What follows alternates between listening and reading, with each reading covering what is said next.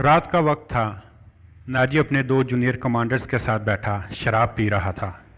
دو ناچنے والیاں سازوں کی ہلکی ہلکی موسیقی میں ناگنوں کی طرح مسحور کن رقص کر رہی تھیں۔ یہ رقص ان تینوں پر خمار طاری کر رہا تھا۔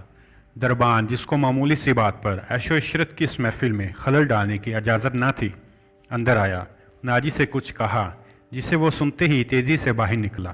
دوسرے کمرے میں دربان نے اس کی ملاقات ایک ادھیڑ عمر شخص سے کروائی، جس کا لباس سوڈانی طرز کا تھا اور جس کے ساتھ ایک نہایت خوبصورت اور جاذب نظر جوان لڑکی تھی، جسے دیکھ کر ناجی ٹھٹک کر آ گیا۔ وہ عورتوں کا شکاری تھا، عورتوں کو اپنی عیاشی کے علاوہ دشمنوں کو زیر کرنے اور بعض اوقات قتل کرانے کے لیے بھی استعمال کرتا۔ اس نے لڑکی کا انٹرویو لیا اور اندازہ کر لیا کہ یہ کس کام کے لیے موزوں ہے۔ لڑکیوں کے بیپاری اکثر ناجی کے پاس مال لاتے تھے۔ یہ آدمی بھی ایسا ہی بیپاری لگتا تھا۔ قیمت طے ہو گئی، آدمی اپنی مطلوبہ رقم لے کر وہاں سے چلا گیا۔ یہ بات ہے 1169 عیسوی کی، جب صلاح الدین ایوبی مصر کی فوج کا سپہ سالار بن کر مصر پہنچا۔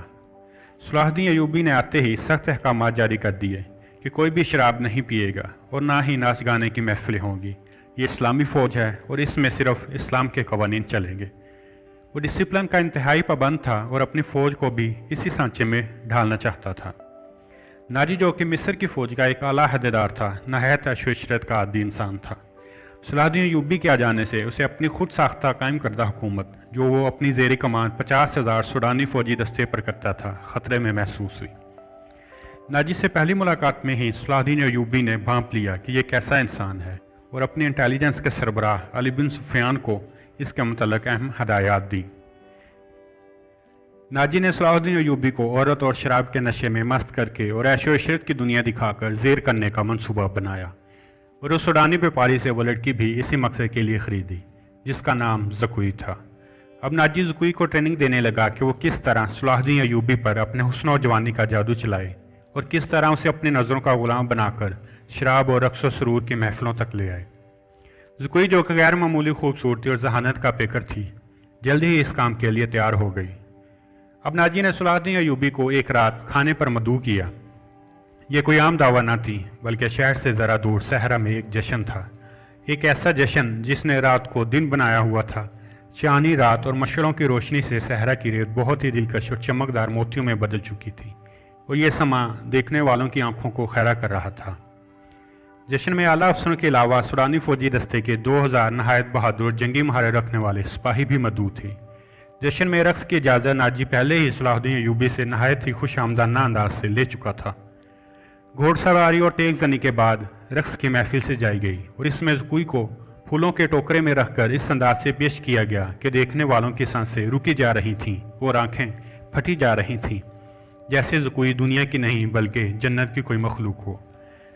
ناجی نے صلاح الدین ایوبی سے یہ جھوٹ گھڑا کہ یہ ایک عزت دار گھرانے کی بیٹی ہے، اس کا باپ غریب مچھلی فروش ہے اور میرا جاننے والا ہے، اور یہ لڑکی پیشہ ور نہیں، بس آپ کی عقیدت مند ہے اور آپ سے ملاقات کا شرف حاصل کرنا چاہتی ہیں۔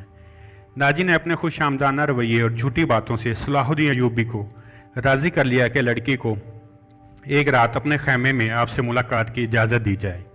جشن ختم ہو گیا اور لڑکی صلاح الدین ایوبی کے خیمے میں چلی گئی۔ اس صلاح الدین ایوبی کے خیمے میں جو ہر بات کے ساتھ کہتا ہے کہ میری نظر فلسطین پر ہے، مجھے دشمنوں کو شکست دے کر اسلام کا پرچم بلند کرنا ہے، اور جس نے اپنی فوج کے لیے عورت اور شراب کے بارے میں انتہائی سخت احکامات جاری کر رکھے تھے اور ان پر عمل بھی سختی سے ہوتا تھا۔ اگلی صبح زکوئی نے واپس آ کر ناجی کو خوشخبری سنائی کہ اس نے پتھر کو موم کر لیا ہے اور بہت جلد تم اپنے مقصد میں کامیاب ہوگے۔ لیکن بہت دن گزر گئے، صلاح الدین ایوبی کے رویے میں ذرا بھی تبدیلی نہیں آئی، بلکہ اس نے احکامات جاری کیے کہ جلد از جلد فوج میں مصر سے نئی بھرتی کی جائے اور 50,000 کے سوڈانی فوجی دستے کو مصری فوج میں مدغم کر دیا جائے۔ ان احکامات نے ناجی کو اس قدر مشتعل کر دیا کہ اس نے فوج میں بغاوت اور اسلام دشمن قوتوں سے مدد لینے کے لیے 2 قاصد فوری طور پر شمال مشرق کی طرف اس پیغام کے ساتھ روانہ کر دیے کہ فلاں تاریخ کو سوڈانی فوج بغاوت کرے گی اور اسی روز مصر پر حملہ کیا جائے تو فتح آپ کی ہوگی۔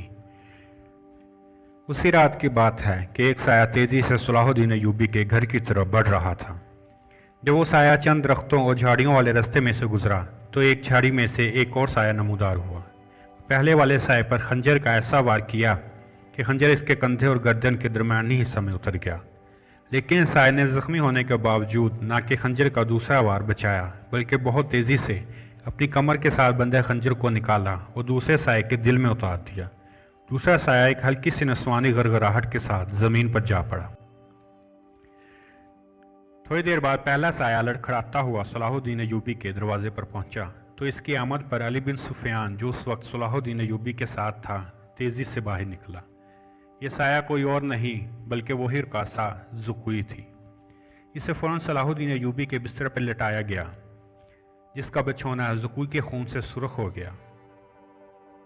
ज़ुकुई टूटती और उखड़ती हुई सांसों के साथ कहने लगी कि जल्दी से तेज़ रफ्तार घोड़े शिमाल मशरिक की तरफ दौड़ा दो कि नाजी के कासद बगावत और हमले का पैगाम दुश्मनों के पास लेके जा रहे हैं।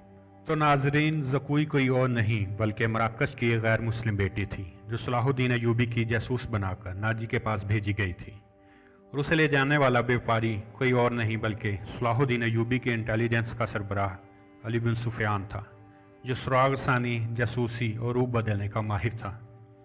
और उस रात सलाहुद्दीन अय्यूबी ज़ुकुई से नाजी के राज पूछता रहा था। सलाहुद्दीन अय्यूबी ने ज़ुकुई को पूरे फौजी एजाज के साथ उसी रात दफना दिया और फ़ौरन नाजी और उसके ज़ेर असर कमांडर्स को गिरफ्तार किया और 8 तेज़ रफ्तार घोड़सवार उन 2 कासिदों की तरफ दौड़ा दिए जो इन्हें गिरफ्तार करके ले आए। आप सोच रहे होंगे कि ज़ुकुई पर खंजर के वार करने वाला साया कौन था। वो एक पुख्ता उम्र की औरत थी जो नाजी के हरम की मुलाजमा थी और उन रकासाओं के कहने पर ज़ुकुई को कत्ल करने आई थी, जिनका असर रसूख ज़ुकुई के आने से ख़त्म हुआ चाहता था।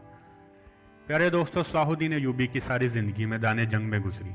एक सुल्तान होने के बावजूद उसका घर एक खैमा था जो मैदान जंग में नस्ब होता था।